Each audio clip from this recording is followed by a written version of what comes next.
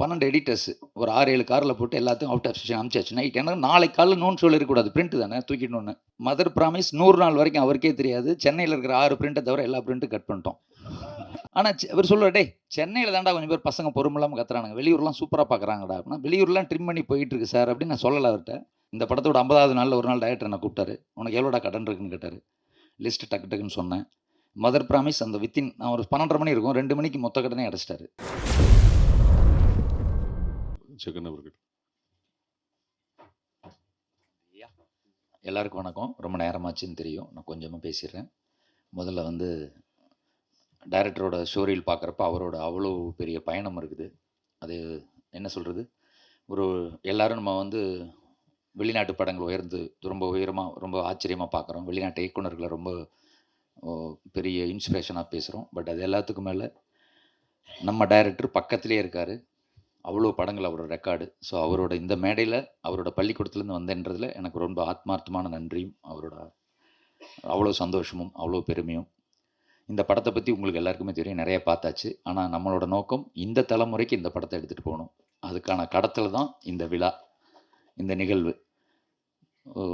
இந்த தலைமுறைக்கு எடுத்துகிட்டு போகிறது முழுக்க முழுக்க முன்னால் இருக்கிற உங்களோட மட்டும்தான் முடியும். அந்த ஆயுதம் உங்ககிட்ட தான் இருக்குது. ஸோ அதை நீங்கள் உங்களோட கடமையாக, உங்களோட படமாக, இது உங்களோட படைப்பாக நினச்சி கொண்டு போய் சேர்த்துருங்க. அதுக்கான முழு உழைப்பும் உங்களோட, கண்டிப்பாக உங்களோட உழைப்பு முழுக்க இருக்கணும்னு நான் வந்து உங்களோட ரொம்ப அன்போடு ரெக்வஸ்ட் பண்ணுறேன். ஏன்னா இன்றைக்கி வந்து இந்த படத்தை யூடியூப்பில் கொஞ்சம் பேர் பார்த்துட முடியும், பார்த்துக்கிட்டே இருக்காங்க. பட்டு எவ்வளோ பேர் நல்ல படத்தையும் வந்து யூடியூப்பில் பார்க்குறதுக்கும் பிக் ஸ்க்ரீனில் பார்க்குறதுக்கும் நிறைய டிஃப்ரென்ஸ் வந்து நம்ம எல்லாருமே உணர்வோம். அந்த டிஃப்ரென்ஸை இப்போ இருக்கிற கரண்ட்டில் இருக்கிற ஆடியன்ஸ் அதை ஃபீல் பண்ணணும்.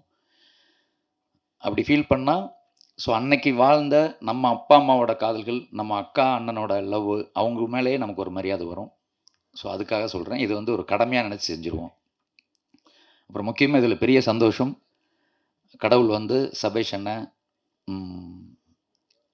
ராஜேஷ் சார் இவங்கெல்லாம் இல்லை அப்படிங்கிற ஒரு வருத்தத்தை தவிர மிகப்பெரிய சந்தோஷம் என்னென்னா, அன்றைக்கி இருக்கிற அவ்வளோ பேரும் சினிமாவில் கரண்ட்டில் ஓடிக்கிட்டே இருக்கோம். 20 வருஷத்துக்கு அப்புறமும், இன்னும் 20 வருஷத்துக்கு அப்புறமும் இதோட இன்னொரு செகண்ட் ரிலீஸ் ஆகும்.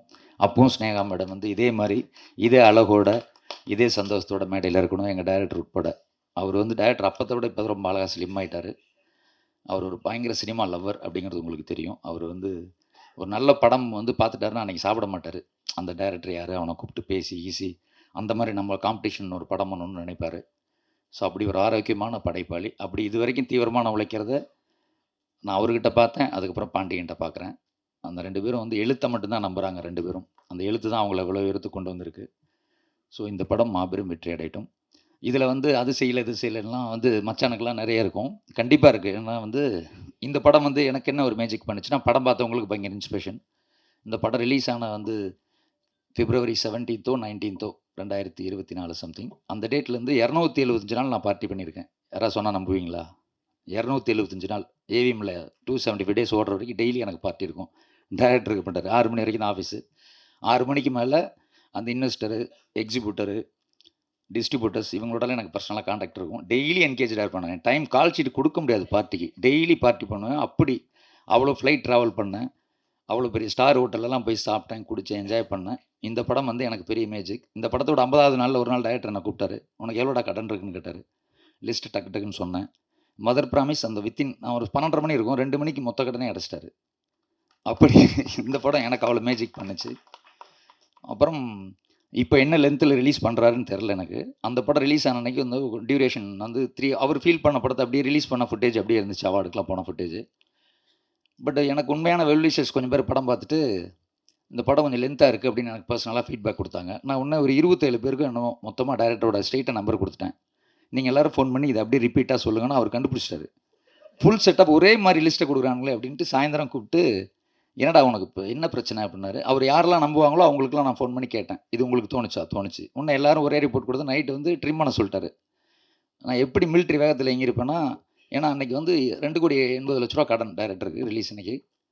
ஸோ செண்பகமூர்த்தி தான் அது வந்து மொத்தமாக டிஸ்ட்ரிபியூஷன் ஹெட்டாக இருந்தார். நான் அவர்கிட்ட பேசி ஒரு 12 எடிட்டர்ஸ் ஒரு 6, 7 காரில் போட்டு எல்லாத்தையும் அவுட் ஆஃப் ஸ்டேஷன் அனுப்பிச்சாச்சு. நைட் ஏன்னா நாளைக்கு காலைல நோன்னு சொல்லிருக்கக்கூடாது, பிரிண்ட் தானே தூக்கிடணுன்னு.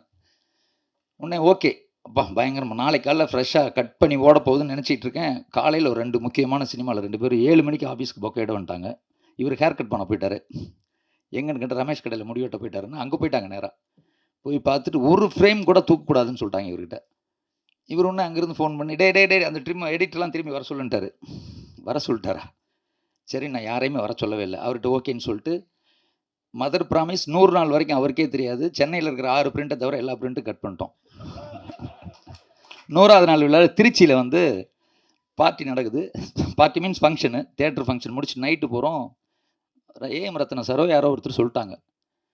அப்போது இடையில நாங்கள் வந்து 50 தேட்டர் ரவுண்ட்ஸ்லாம் போயிருக்கோம் டைரக்டரோட. எந்த தேட்டர் போகிறோம் நம்மகிட்ட ஷெட்யூல் இருக்கும்ல, அந்தந்த தேட்டரில் அந்தந்த பிட் ஆட் பண்ண சொல்லிடுவேன். ஸோ நாங்கள் போகிற படம்லாம் அந்த தேட்டர்லாம் அந்த ஸ்க்ரீன் இருந்துக்கிட்டே இருந்துச்சு. டைரக்டருக்கு வந்து தெரியவே இல்லை. ஆனால் அவர் சொல்லுவார், டேய் சென்னையில் தாண்டா கொஞ்சம் பேர் பசங்க பொறுமில்லாமல் கத்துறானுங்க, வெளியூர்லாம் சூப்பராக பார்க்குறாங்கடா அப்படின்னா. வெளியூர்லாம் ட்ரிம் பண்ணி போயிட்டுருக்கு சார் அப்படின்னு நான் சொல்லலை அவர்கிட்ட. ஒரு நாள் ஷார்ட்டாக கோச்சிக்கூடாது, ஒரு டிஓபி இதிலேருந்து நம்ம ஒரு ஷங்கி இல்லை சார் துவாரக் ஈரோடு, அவர் ஈரோட்டில் வந்து அவர் அவங்க அம்மாவோட போய் படம் பார்க்குறப்ப அவர் கொஞ்சம் ட்ரிம்மிங் கண்டுபிடிச்சிட்டாரு. கண்டுபிடிச்சி இவருக்கு நேராக அடிச்சிட்டாரு டைரக்டருக்கு. அடிச்சோன்னே என்னை கூப்பிட்றாரு, பெல் அடிக்கிறாரு. டேய் என்னடா ஏதோ துவாரக் ஏதோ சொல்கிறான். இல்லை சார் அப்படிலாம் வாய்ப்பே இல்லை. துவாரக் தூக்கலகத்தில் இருப்பார். நைட் ஈவினிங் ஷோ மதிய மேட்னி பார்த்துட்டு கூப்பிட்றாரு. ஈவினிங் ஷோ போய் பார்க்குறோம். பார்த்தா திரும்ப செக்கிங் போகிறாரு, ஃபுல்லாக இருக்குது. ஏன்னா ஆட் பண்ண சொல்லிட்டேன் நான்.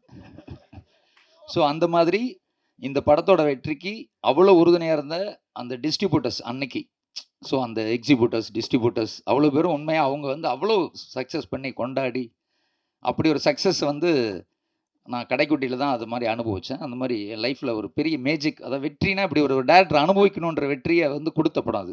எல்லா டேரக்டருக்கும் டெய்லி பொக்கே வருங்க, டெய்லி 100 பொக்கே, 50 பொக்கே, 25 பொக்கே. அப்புறம் முக்கியமான ஒரு சுவாரஸ்யமான தகவல், விவேக் சார் வந்து அப்போ இந்த படத்தில் படம் முடிச்சாச்சு. முடிச்சோன்னே டேரக்டர் வந்து இந்த ஸ்கிரிப்டை போய் விவேக் சார் ஒரு சின்ன காமெடி ட்ராக் இருந்தால் பெட்டர்னு ஃபீல் பண்ணுறாங்க. உடனே விவேக் சார்ட்ட நரேஷனுக்கு நான் போகிறேன்.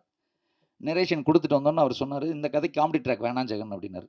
நான் சேரன் சார்ட்ட பேசுகிறேன்னு டேரக்டர்கிட்ட கூப்பிட்டு ஃபோன் பண்ணி பேசுகிறாரு ஏதோ சம்திங். பேசிட்டு காமெடி இந்த படத்துக்கு வேண்டாம் சொன்னால், அவன் கதையை நீங்கள் எடுத்த படமே நல்லா இருக்கே கதை அப்படின்ட்டாரு. ஸோ காமெடி ட்ராக் வைக்கல. ஆனால் படம் ரிலீஸ் ஆனவொன்னே ஒரு 2-3 நாளில் ஃபஸ்ட்டு பொக்கே அவர் தான் அமிச்சார், அவர் நடிக்காத படத்துக்கு. ஸோ அந்த மாதிரி இதை வந்து தமிழ் சினிமாவே கொண்டாடிச்சு இந்த படத்தை. ஏன்னா அவங்கவுங்க படமாக அவ்வளோ ப்ரமோட் பண்ணாங்க. ஸோ அதே கடமையை அதே வேகத்தோடு நீங்கள் எல்லோரும் பயங்கரமாக ஹெல்ப் பண்ணுங்கள் ப்ளீஸ் ப்ளீஸ் ப்ளீஸ். இது உங்களோட மிகப்பெரிய ஒரு எஃபர்ட் இருந்தால் தான் இந்த படம் போய் சேரணும். ரொம்ப நன்றி. ஸோ அடுத்த 3rd ரிலீஸில் மீட் பண்ணுவோம். Love you. பை.